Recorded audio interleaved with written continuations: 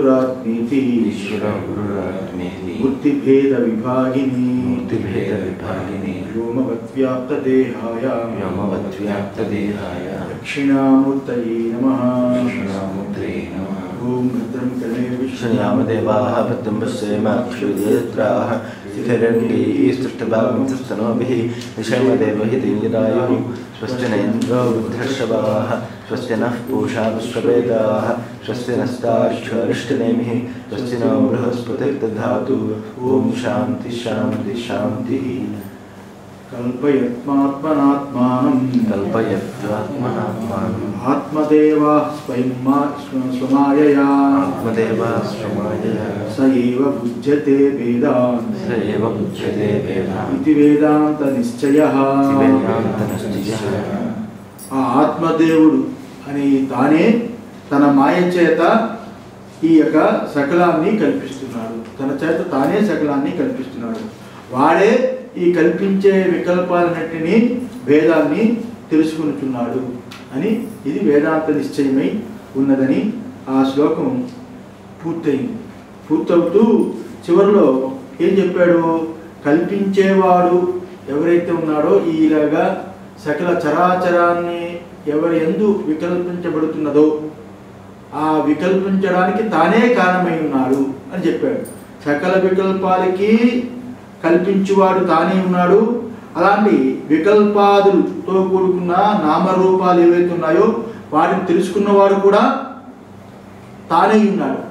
ఆ తెలుసుకునే ప్రమాణములు కూడా తానే ఉన్నాడు. ఆ ప్రమాణములకు తెలియబడే జగత్తు కూడా తానే ఉన్నాడు. అంటే సర్వము తానే ఉన్నాడు అని చెప్పి మరలా ఏదైతే స్థాణుయందు దొంగ అని ఏ రకంగా అంటే ఆ దొంగయందు దొంగ అని ఏ రకంగా ఆరోపణ జరుగుతుందో వికల్పం జరుగుతుందో ఆ రకంగానే వికల్పించేవాడి యందే సమస్త కల్పనాదులు నిషేధించడము కూడా చూపించాడు. దొంగ అని తెలియకపోవడం చేత దొంగ అని ఏ రకంగా వికల్పించుకున్నామో అది దొంగ కాదు అని ఎవరి వలన అది దొంగ అని వికల్పించబడిందో దొంగ ఎవరి వలన మళ్ళా వాడి యందే ఆ వికల్పాన్ని తొలగిస్తున్నాం.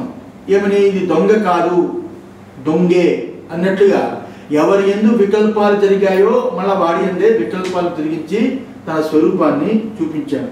ఈ రకంగా కల్పించువాడి యొక్క అతని స్వరూపమే ఆత్మై ఉన్నది, ఆత్మస్వరూపమై ఉన్నది అని ఈ రకంగా ఇంతవరకు చెప్పాం. అయితే ఆత్మ తప్ప ఈ కల్పనకి వేరే కారణమేమీ లేదని అది కూడా మనం గుర్తుంచుకోవాలి.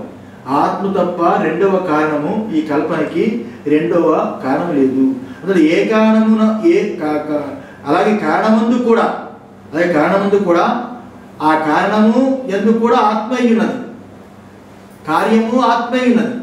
చెప్పాం కదా, ప్రమాత తానే ఉన్నాడు, ప్రమాణములు తానే ఉన్నాడు, ప్రమాణములకు తోచే జగత్తు తానే ఉన్నాడు, సర్వము తానే ఉన్నాడు అన్నప్పుడు కార్యమనే ప్రమాణములు ప్రమేయమనే జగత్తు రెండిటికి తానే కారణభూతుడై ఉన్నాడు. అంటే కారణము కూడా తానే అయి ఉన్నాడు.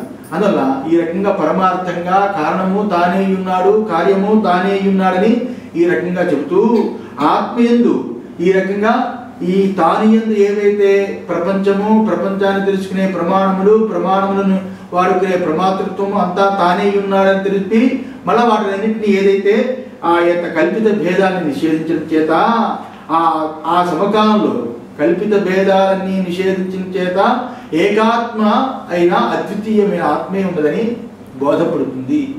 ఎవరికైతే కల్పనాదులు కల్పిస్తున్నాయో ఆ కల్పనాదులకి తానే కారణమని శాస్త్రము చెప్పింది. కానీ అంటే నీ యొక్క స్వరూపము తాని యొక్క తత్వమే ఈ కల్పనకి కారణమని చెప్పింది. ఎవరైతే కల్పనలు చూస్తున్నారో అలాంటి మరి తాని యొక్క స్వరూపం ఎప్పుడు కూడా నిర్విషయంగా ఉంటుందా అంటే వికల్పాలన్నీ తొలగించి నిర్వికారంగా నిర్విషయమైన ఆత్మతత్వాన్ని తెలియచెప్పాము కదా ఇంతవరకు. ఈ రకంగా చెబుతూ ఏవం హి తస్మాత్ అద్వైత శివ అని 2:33లో ఈ అద్వయమైన అంటే రెండవది లేని అద్వయమైన ఆత్మచేతనే సర్వము కల్పించబడిందని ఈ 33వ వైచక్ష ప్రకరణంలోనే 33వ కార్యం కూడా చెబుతున్నది. అద్వయమైన ఆత్మచేతనే సర్వము కల్పించబడింది కాబట్టి సర్వ కల్పనా రహితమైన అద్వయమే ఇక్కడ శివమై ఉన్నది, అదే మంగళమై ఉన్నది. కానీ కల్పనలు మంగళము కాదు, ఆత్మ నుంచి వచ్చాయి కాబట్టి కల్పన కూడా ఆత్మస్వరూపమే. అంటే కల్పన సమకాలంలో ఆత్మే అన్నాము కానీ కల్పన నిత్యం అనటం లేదు. కల్పన తోచే సమకాలంలో ఆత్మ అయినది, అది నిత్యము కాదు, అమంగళం. కానీ నిత్యము ఉండేది ఏంటంటే సర్వకల్పనకి ఆస్పదమైన తత్వం ఏదైతే ఉన్నదో అది మాత్రము మంగళ స్వరూపమైనది, శివస్వరూపమైనది. అలాగే అద్వైతే యోజయేత్ స్మృతం అని ఈ యొక్క వైచక్ష ప్రకరణంలోనే 36వ శ్లోకము కారిక రాబోతుంది. అద్వైతం యందే అద్వైతాన్నే స్మరణ చెయ్యవలెను, అద్వైతాన్నే స్మరణ చెయ్యవలెను. ఈ రకంగా అవిద్యాది బంధం ఏదైతే ఉన్నదో తన యందు ఎప్పుడు కూడా లేనే లేదు. అవిద్య అనేది తన స్వరూపం యందు ఎప్పుడూ లేదు. తాను విద్యాస్వరూపుడు కాదు, అవిద్యాస్వరూపుడు కాదు. దేనికి విద్యాస్వరూపుడు అవుతాడు? అవిద్య ఉన్నప్పుడు దానికి విద్యాస్వరూపుడు అవుతాడు. అవిద్య లేనప్పుడు ఆయన విద్యాస్వరూపుడు కాదు, కేవలము అద్వయ స్వరూపుడు అని ఈ రకంగా సత్యము తెలిసింది. అందులో ఈ రకంగా ప్రతిపాదన చేయడం కోసమే ఈ శాస్త్రము ఈ ప్రకరణాన్ని ఆరంభించింది. ఆ రకంగానే ఈ యొక్క 2వ అధ్యాయంలో ఇక్కడ 32వ శ్లోకంలో కూడా నబద్ధో నచ సాధక నమముక్షు నవై ముక్త ఇచ్చేష పరమార్థత అని బుద్ధుడు లేడు, సాధకుడు లేడు, ముముక్షువు లేడు, ముక్తుడు లేడు. ఇదంతా వికల్పములతో కూడుకున్న ప్రపంచము తోచినప్పుడే ఈ వికల్పం చేశాము. ఆ వికల్పాన్ని తీయడానికి కానీ నిజంగా ఏ వికల్పము లేనప్పుడు అక్కడ సాధకుడు లేడు, బద్ధుడు లేడు, ముక్తుడు లేడు, ఆ రకంగా చెప్పబోతున్నాడు అని ఇంతవరకు ఆ కారిక పూర్తయింది. ఇప్పుడు 2:13వ కారిక వికారోచ్చ పరాన్ భావాన్ అంతిశ్చిత్తే వ్యవస్థితాన్ నియతాంశ్చ బహిశ్చిత్తః ఏవం కల్పయతే ప్రభుః వికారోచ్చ పరాన్ భావాన్ అంతిశ్చిత్తే వ్యవస్థితాన్ నియతాంశ్చ బహిశ్చిత్తః ఏవం కల్పయతే ప్రభుః వికారోచ్య పరాన్ భావాన్. ఈ యొక్క ఆత్మ యొక్క తాను యొక్క చిత్తములో ఉన్నటువంటి భావాలు ఏవైతే ఉన్నాయో, అంటే లౌకిక శబ్దాది విషయాలు ఏవైతే ఉన్నాయో అవన్నీ కూడా నియతాంశ్చ నియతములైన అలాగే ఇక్కడ బహిశ్చిత్తః అలాగే బాహ్య విషయాలు ఏవైతే ఉన్నాయో బహిశ్చిత్తుడై నానా విధాలుగా కల్పిస్తున్నాడు. ఈ తాను యందు చిత్తములు ఉన్నట్టు లౌకిక శబ్దాది విషయాలు కానీ అలాగే నియతమైన బాహ్య విషయాలు కానీ ఏవైతే ఉన్నాయో ఇవన్నీ బహిశ్చిత్తుడై నానా రకాలుగా అతను కల్పిస్తున్నాడు అని చెప్పండి. సంకల్పయాన్ కేన ప్రకారేణ కల్పయతి అంటే పరమాత్మ తాను అనేవాడు చిత్తములో ఉన్నటువంటి బాహ్య నియతమైన బాహ్య చిత్తవృత్తులు ఆయనే కల్పిస్తున్నాడు, అంతరము ఆయనే కల్పిస్తున్నాడు అని ఈ శ్లోకార్థం. అయితే ఇక్కడ సంకల్పయాన్ కేన ప్రకారేణ కల్పయతి, సంకల్పయాన్ కేన ప్రకారేణ కల్పయతి అని అడుగుతున్నాడు. అంటే ఏంటి? అతడు కల్పిస్తున్నాడు కదా. అలాంటి ఇక్కడ ఏ ప్రకారంగా అతను కల్పిస్తున్నాడు? అతను సర్వాన్ని వికల్పిస్తున్నాడు కదా ఆ పరమాత్మ. తాను తన యందు ప్రపంచము, తాను తన యందు ప్రపంచము, తన యందు ప్రపంచము తోచినప్పుడు ఆ ప్రపంచాన్ని తానే వికల్పిస్తున్నాడు. ఏ రకంగా వికల్పిస్తున్నాడు ఆ పరమాత్మ? ఈ తాను అంటే ఇది ఉచ్యతే, దానికి చెబుతాము. వికారోతి నానాకరోతి అపరాన్ లౌకికాన్ భావాన్ పదార్థాన్ శబ్దాది. వికరోతి, వికరోతి అంటే చేస్తున్నాడు, తయారు చేస్తున్నాడు, లేక చేస్తున్నాడు. కరోతి అంటే చేస్తున్నాడు, వికరోతి అంటే తయారు చేస్తున్నాడు. ఏమిటి? నానాకరోతి, నానాత్వంగా చేస్తున్నాడు, నానాత్వంగా చేస్తున్నాడు. అపరాన్, ఏమిటా నానాత్వము? వేటిని చేస్తున్నాడు అంటే అపరాన్. అపరాన్ అంటే ఏమిటి? లౌకికాన్ భావాన్, లౌకిక భావాలు అని. భావాలంటే ఏమిటి? పదార్థాన్, పదార్థములు అని. ఈ లౌకికమైన భావాలు అంటే ఇక్కడ పదార్థములు అని చెబుతున్నాడు. ఏమిటా పదార్థాలు? శబ్దాది అని.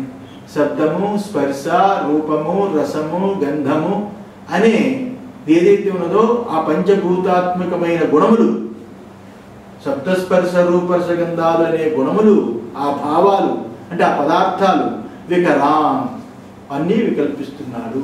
అంటే ప్రపంచంలో ఉన్న పంచభూతములన్నీ ఆయనే వికల్పిస్తున్నాడు. అంతే కదా. ఆత్మన ఆకాశ సంభూత ఆకాశాత్ వాయు వాయోరగ్ని అని చెప్పాడు కదా. ఆ భూతములు, ఇక్కడ భూతముల యొక్క గుణాలు చెప్పినా భూతములు చెప్పినట్టుగా, భూతములు చెప్పినా గుణాలు చెప్పినట్టుగా. గుణము గుణిని వదిలిపెట్టి ఉండదు, గుణిని వదిలిపెట్టి గుణం ఉండదు. గుణి గుణము రెండు ఒకటే.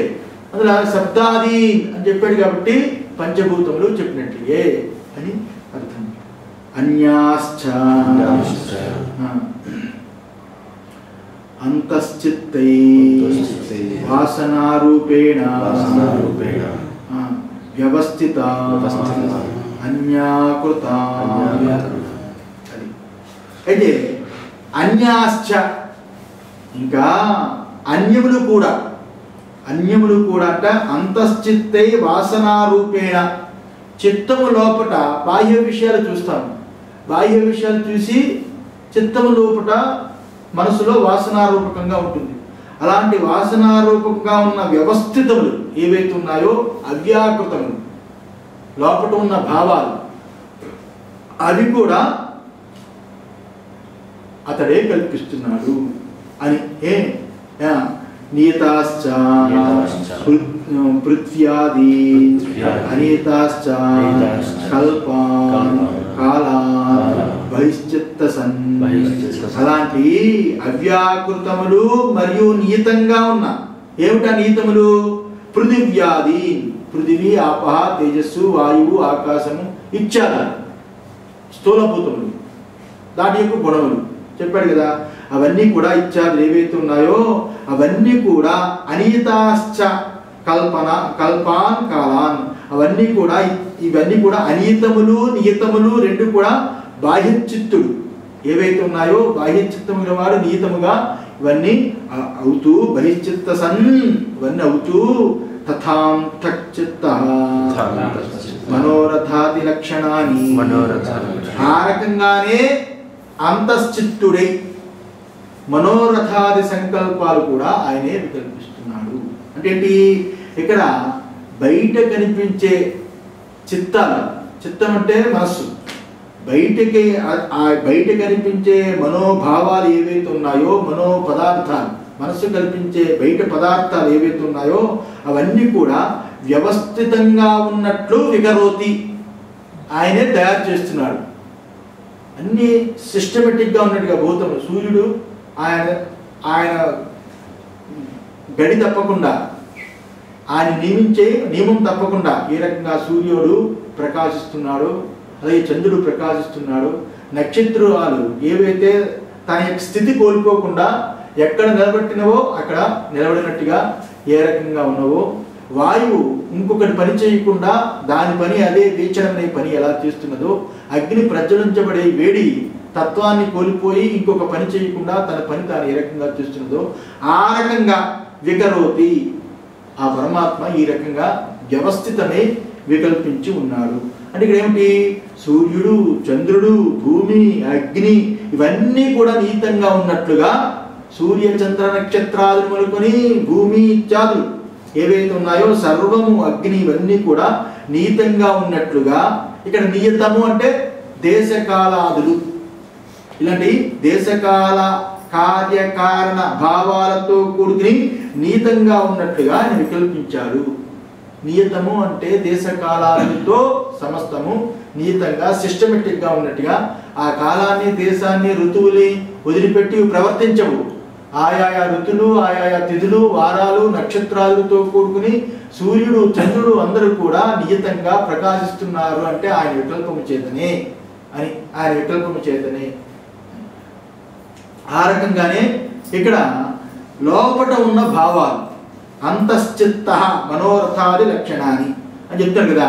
లోపట ఉన్న భావాలు ఏమిటవి? అనేక రకమైన కల్పనలు, లోపల ఊహలు ఉంటాయి కదా, అనేక రకమైన ఊహలు, అలాగే ఆ పుట్టుకలు, చావులు, అలాగే వాటి రూపంతో ఉన్న భావాలు కదా. పుట్టుకలను కూడా లోపల బాగుంటుంది కదా, నాకు కొడుకు పుడతాడు, లేకపోతే ఇది పుట్టుకనే భావాలు, మరణం అనే భావము, ఇలాంటి భావాలు ఏవైతే ఉన్నాయో అవి బయట ఉన్న ఆ నియమంగా ఎలా ఉన్నాయో ఆ రకంగానే ఈ రకంగా లోపల కూడా అంతఃచిత్తంలో కూడా ఉన్నట్లుగా కల్పిస్తాడు. బాహ్యమైనవి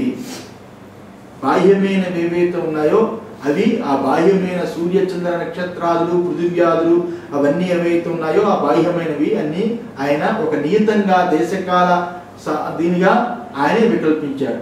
అలాగే లోపల ఉన్న చిత్తాలో ఉన్న భావాలు కూడా ఆయనే ఆ భావాలు కల్పిస్తున్నాడు అని ఈ రకంగా అంటే ఇక్కడ మనోరథాలు అంటే మనోరథములు అంటే భ్రాంతిజన్యములు.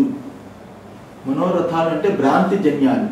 ఆ రకంగా భ్రాంతిజన్యాలు, ఆ రకంగా కామము, స్మృతులు ఇవన్నీ కూడా, రాగద్వేషాలు, కామక్రోధాలు ఇవన్నీ కూడా మనోరథాలు కదా.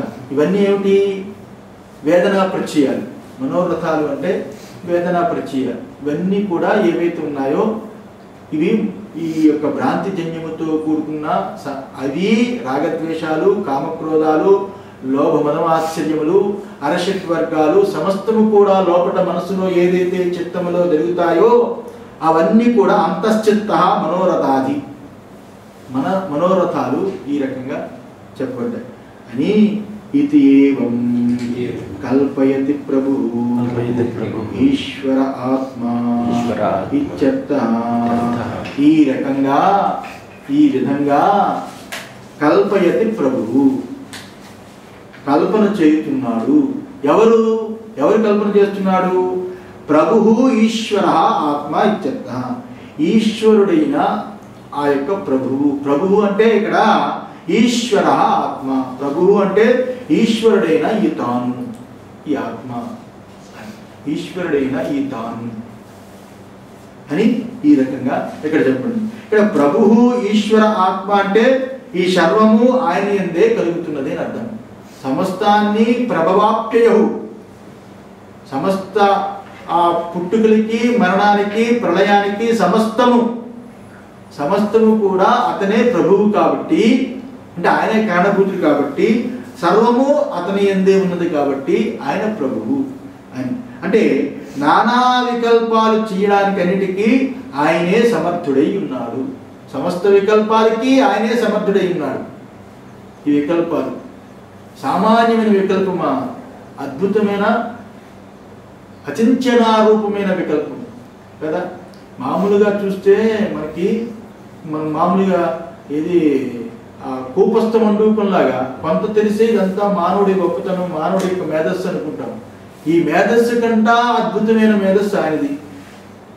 అంత ఆకాశంలో పడిపోకుండా అన్ని నక్షత్రాలు, స్థితిగతులు తప్పకుండా సూర్యుడి యొక్క ప్రకాశము, ఆ సూర్యుడి యొక్క ప్రకాశము చంద్రుడు ఎందు పడడము, చంద్రుడు ఆ ప్రకాశము చేత చల్లదనాన్ని ఇచ్చి ప్రకృతికి కొన్ని రకాల ఉపయోగాలు, రసాలు తయారవ్వడము, సూర్యుడి యొక్క ప్రకాశము చంద్రుడి మీద పడకుండా ఉంటే ఔషధాల యొక్క రసాలు తయారవవు.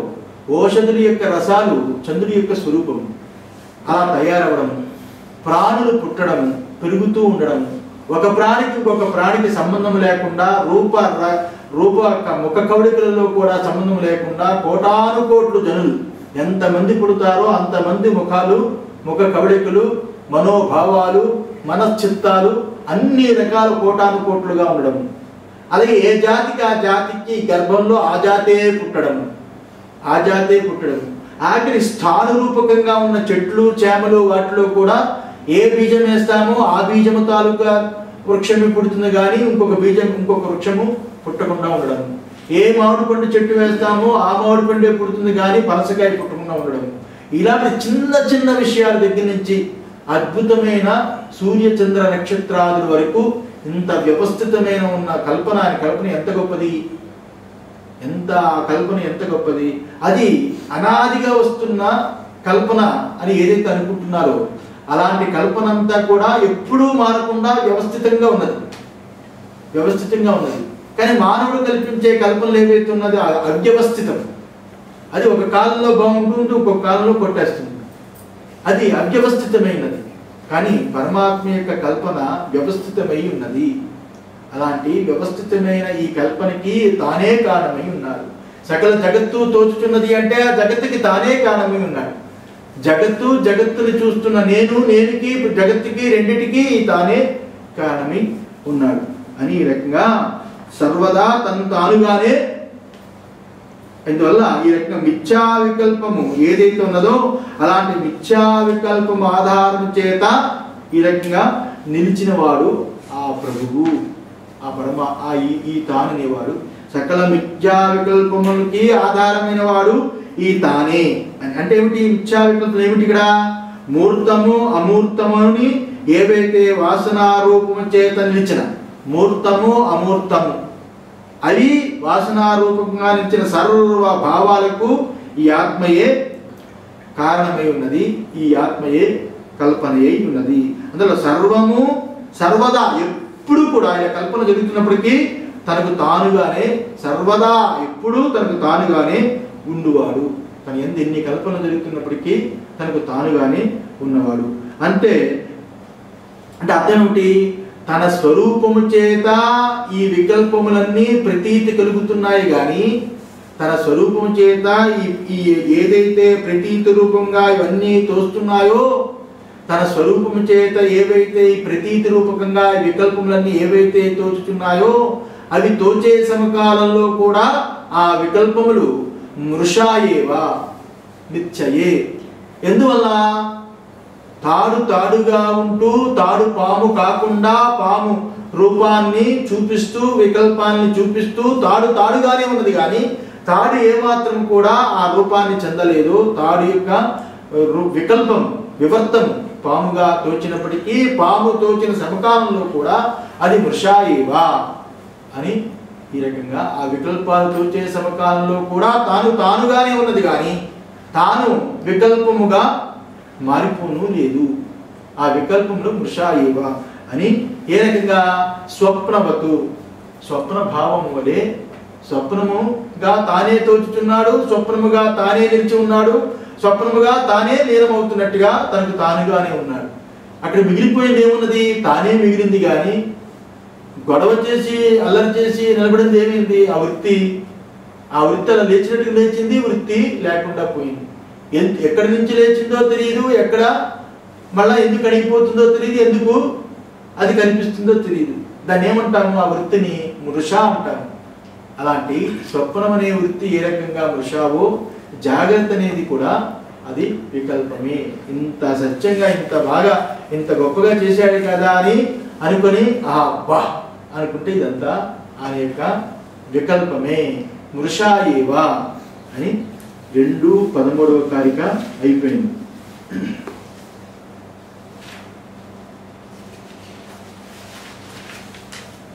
చిత్తకాలాహి యో అంతస్తు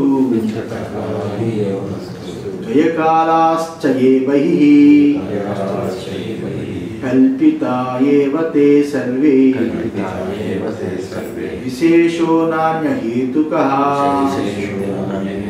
చిత్తకాలా హి యేంతస్తు స్వయకాలాశ్చ ఏ బహిః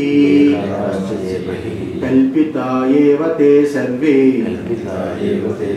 విశేషో నాన్య హేతుకః చిత్తకాలా హి ఏ అంతస్తు ఏదైతే చిత్తకాలాహి ఏ అంతస్తు లోపట ఉన్న దృశ్యాలు ఏవైతే ఉన్నాయో అవన్నీ చిత్తకాలములు. ఇక్కడ తప్పే చిత్తకాల ద్వైకాలాశ్చయే బహి.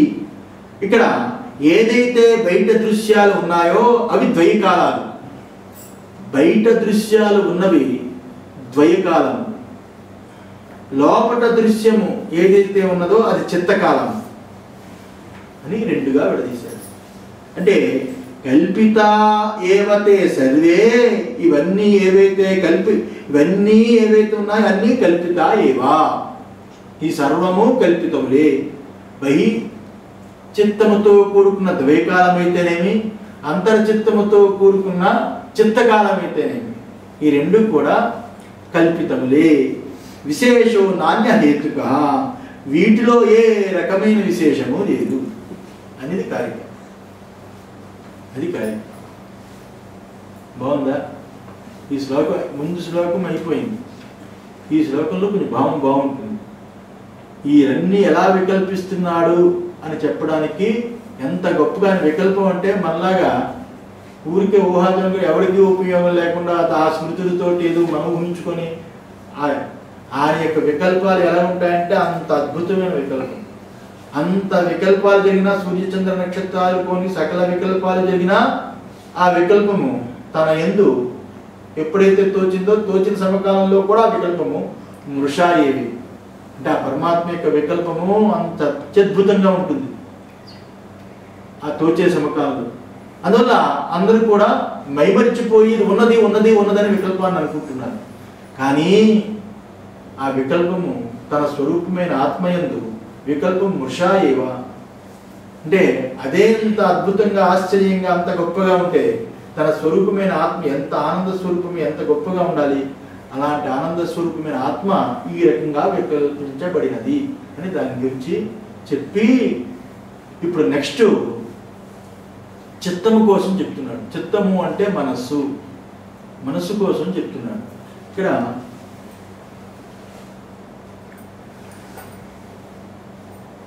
స్వప్నవతు చిత్త పరికల్పితం సర్వం ఇత్యేతత్ ఆశంక్యతే. ఇక్కడ ఈ యొక్క కార్యంలో గొప్ప విషయం ఏమిటంటే దృక్కు దృశ్యము అని రెండింటిని చూపించారు. దృక్కు దృశ్యము. దృక్ అంటే ఏమిటి? ఇక్కడ మామూలుగా వేదాంత విషయాలు దృక్ అంటే ద్రష్ట సాక్షి అంటాం. ఇక్కడ ఆ ద్రష్ట ఆ సాక్షి కాదు. ఇక్కడ దృక్ అంటే నేను అంటాం. దృక్ అంటే నేను. దృశ్యము అంటే ఇక్కడ ప్రపంచం. దృశ్యం అంటే ప్రపంచము, దృక్ అంటే నేను. నేను దృశ్యము, దృక్కు దృశ్యం అనే దాన్ని పెట్టుకొని ఇక్కడ గౌడపాదాచార్యులు ఈ కారికని రాశారు. ఏదైతే ఇక్కడ గౌడపాదులు చూపించాడు అంటే ఇక్కడ దృక్ అంటే నేను, దృశ్యము అంటే నేను ప్లస్ దృశ్యం. దృశ్యం అంటే నేను ప్లస్ ప్రపంచం రెండు కలిపి దృశ్యం. దృక్ అంటే కేవలం నేను. అలాంటి దిక్కు దృశ్యాన్ని పెట్టుకొని ఈ విచారణ చూపిస్తున్నాడు. స్వప్నవతు చిత్త పరికల్పితం సర్వం ఇది ఏతతు ఆశంక్యతే. స్వప్నము వలె చిత్తము చేత ఏదైతే పరికల్పితమై బాగా వికల్పించబడినదై ఏదైతే ఉన్నదో సర్వము ఈ చిత్తము చేత వికల్పబడి ఉండడం చేత దానిని ఆశంకించి చెబుతున్నాడు. ఏమని? ఎందువల్లంటే నాయనా ఇప్పుడు ఇక్కడ బయట వస్తువులు ఏవైతే ఉన్నాయో మీరు కారికలు ఏం చెప్పారు? బయట వస్తువులు ఏవైతే ఉన్నాయో అవి కల్పితమై లోపల వస్తువులు కూడా కల్పితమై ఉన్నాయి అని కదా మీరు చెప్పారు. అది సరికాదు. ఇక్కడ బయట వస్తువులు లోపల వస్తువులు ఏవైతే ఉన్నాయో అవి చిత్తము చేత మనసు చేత కల్పితమై ఉన్నాయని ఏవైతే చెప్పారో అది కరెక్ట్ కాదు. ఎందువల్లంటే కల్పయత్యాత్మనాత్మానం మీరేం చెప్పారు? తన ఆత్మచేతనే సర్వము కల్పించబడుతున్నది అని కదా చెప్పారు. ఇప్పుడు చిత్తము చేత కల్పించబడుతున్నది అంటారేమిటి? సర్వము ఆత్మచేతనే కల్పించబడిందని వికల్పించబడిందని చెబుతున్నారు కదా. ఇప్పుడు మళ్ళా చిత్తము చేత కల్పించబడింది అని అంటారేంటి? ద్వైకాలము చిత్తకాలము అని చిత్తము చేత కల్పించబడింది అంటారేమిటి? అక్కడికి ఇక్కడికి తేడా వచ్చింది కదా. ఆ కారిక ఈ కారిక ఏమిటి ఇక్కడ అని ఇక్కడ సర్వము అని మాట్లాడారు కదా. సర్వము అనేది అక్కడ విశేషము ఆత్మకి చెందుతుంది. సర్వము ఏదైతే ఉన్నదో ఆత్మ ఎందుకు కల్పితం అంటే బాగుంటుంది, కానీ చిత్తం ఎందుకు కల్పితమని తీసుకొచ్చారేంటి? ఆ సర్వం అనే దాన్ని చిత్తం ఏదో కొంత కనిపెట్టి కొంత ఏదో విషయాన్ని కల్పించింది అంటే మేము తీసుకుంటాం, పర్వాలేదు. సర్వం అనే విశేషం వాడారు కదా. అందులోని ఆ రకంగా ఏ రకంగా చెప్తారు? కల్పితాయేవతే సర్వే అనే రెండవ పదంలో ఈ కారికలో రెండవ పదంలో వాడారు కదా సర్వము అని. సర్వము ఆత్మయందే వికల్పితం అంటే బాగుంది. చిత్తం ఎందు వికల్పితం సర్వం అనే పదాన్ని ఎలా వాడారు అనేది అలా ఉన్నప్పటికీ దానిని ఈ రకంగా ఉన్నప్పటికీ దాన్ని విశదీకరించకుండా ఇంక ఏ కారణం చూపి దీన్ని పూర్తిగా మీరు విశదీకరించకుండా చిత్తము సర్వాన్ని వికల్పించింది అని చెప్పడానికి ఏ కారణం చూపిస్తారు? ఎలా చూపిస్తారు అని ఈ శంకకి అభిప్రాయము. ఏమని అడిగాడు ఆ శంక? స్వప్నవత్తు చిత్త పరికల్పితం సర్వం అని అన్నారు. స్వప్నము వలె చిత్తము చేత పరికల్పితమై ఉన్నది ఈ సర్వము అని. స్వప్నం చిత్త కల్పితం మాకు తెలుసు, వాడి భావం ఇదే కదా, వాసనామయం. కానీ స్వప్నము వలె జాగ్రత్త కూడా చిత్త కల్పితమని మీరు చెబుతున్నాడే సర్వము, అది పొరపాటు. ఇది చిత్త కల్పితం కాదు, ఇది ఈశ్వర కల్పితం. ఇందువల్ల కల్పయాత్మనాత్మానం తన చేతనే సర్వము కల్పించబడింది, నా యొక్క స్వరూపము చేతనే తాను చేతనే అని ఈ సర్వము కల్పితానికి నేను కారణము, తాననేవాడు కారణమని ఇక్కడ కారికి చెప్పింది కదా. సర్వము కల్పనానికి ఇది పరమాత్మ కల్పన. లోపల స్వప్నం ఉందనుకోండి, అది చిత్తకల్పన, మాకు తెలుసు, అది పోతుంది కదా. అందులో స్వప్నవత్తు స్వప్నంలాగా ఇదంతా సర్వము చిత్తమే కల్పితం అంటే అది అర్థం లేదు. ఇది ఈశ్వర కల్పన, అది మనోకల్పన అనేది వాడి యొక్క భావం. అయితే యస్మాత్ ఇంకా అదే ప్రశ్న, యస్మాత్ చిత్త పరికల్పితైః మనోరథాది లక్షణైః చిత్త పరిచ్ఛేద్యైః వైలక్షణ్యం. యస్మాత్ ఎందువల్లంటే మేము ఈ రకంగా అర్థమైందిరా, ఎందువల్లంటే ఈ రకమైన ప్రశ్న వేస్తున్నాము. చిత్త పరికల్పితైః మనోరథాది లక్షణైః చిత్త పరికల్పితములైన మనోరథాది లక్షణాలు ఏవైతే ఉన్నాయో, మనోరథం అంటే చెప్పాం కదా భ్రాంతిజన్యములు అని చెప్పాం కదా. ఇలాంటి భ్రాంతిజన్యములైన చిత్త పరికల్పితములైన ఏవైతే ఉన్నాయో అవి దానికి చిత్త పరిచ్ఛేద్యైః వైలక్షణ్యం. మనస్సు చేత ఏదైతే పరికల్పితమై మనోరథాది లక్షణములతో కూడుకొని ఆ భ్రాంతిజన్యమైనవి ఏవైతే ఉన్నాయో అవి చిత్తమే వాటికి పరిధి, లేకపోతే సరిహద్దు. అవి చిత్తమే వాటికి పరిధి, చిత్తమే వాటి సరిహద్దు. అంటే చిత్తము చేతనే కల్పించబడ్డాయి అంతే, చిత్తమే దానికి సరిహద్దు. కానీ దాన్ని కల్పించడానికి, ఆ మనోరథాన్ని కల్పించడానికి ఇంకెవరూ కారణం కాదు. ఆ భ్రాంతిజన్యమైన విషయాలు లోపల జరిగే ఆ గడిబిడి ఏదైతే ఉందో సర్వము అదంతా కూడా చిత్తమే కల్పిస్తుంది. కాబట్టి చిత్తము దానికి సరిహద్దు. ఇంకా వాటిని ఎవరు కల్పించట్లేదు, చిత్తమే కల్పిస్తుంది. అలాంటప్పుడు ఇదే ఇక్కడ వైలక్షణ్యము, ఇది ఇక్కడ వైలక్షణ్యము. అంటే వైలక్షణ్యం ఇదే అద్దు అని చెప్తూ ఇక్కడ అంటే ఏంటి, జాగ్రత్త యందు, జాగ్రత్తలో ఏదైతే అంతర మనోరథాలుతో కూడుకుని చిత్తము ఏదైతే ఉందో పరిచ్ఛిన్నముతో, చిత్తము పరిచ్ఛిన్నం చేత ఉన్నదో, ఇది బాహ్యమైన వాటికంటే అంతరమైన జాగ్రత్తలో కూడా మనోరథాలు లోపల జరుగుతాయి కదా, భ్రాంతిజన్య ఆలోచనలు, ఊహాపోహలనే భ్రాంతిజన్యాలు జరుగుతాయి కదా. అవి ఏవైతే ఉన్నాయో ఆ జాగ్రత్త యందు ఉన్న అంతర మనోరథాలు ఏవైతే ఉన్నాయో అవి బాహ్యము కంటా విలక్షణం, బాహ్యము కంటా విలక్షణం లోపల జరిగే మనోరథాలు. ఎందుకంటే కలలో అయితే అది కల్పించబడింది కాబట్టి అది మిథ్య అవుతుంది. కలలో అయితే అది కల్పించబడింది కాబట్టి, అంటే బయట లోపట రెండు అదే కల్పించబడింది కాబట్టి మిథ్య అవుతుంది. ఇక్కడ లోపట ఏదైతే ఉన్నాయో ఆ మనోరథాలు మిథ్య, వైలక్షణ్యం ఉంది. కానీ బాహ్యమైనది ఏదైతే ఉందో అది మనోరథాలు కాదు కదా, అది ఎలా మిథ్య అవుతుంది? స్వప్నవత్తు ఎలా అవుతుంది? స్వప్నంలో బాహ్యము అంతరము రెండు మిథ్య, రెండు మనోరథాలే, మనోవాసనలే. కానీ బయట ఉన్న జాగ్రత్తలో ఉన్న బయటది ఎలా మిథ్య అవుతుంది? నీ మనసులో ఉన్న భావాలు ఏమైనా భ్రాంతిజన్యాలు అవి మిథ్య, ఒప్పుకుంటాం. కానీ ఇది అందరికీ సమానంగా ఉంది కదా,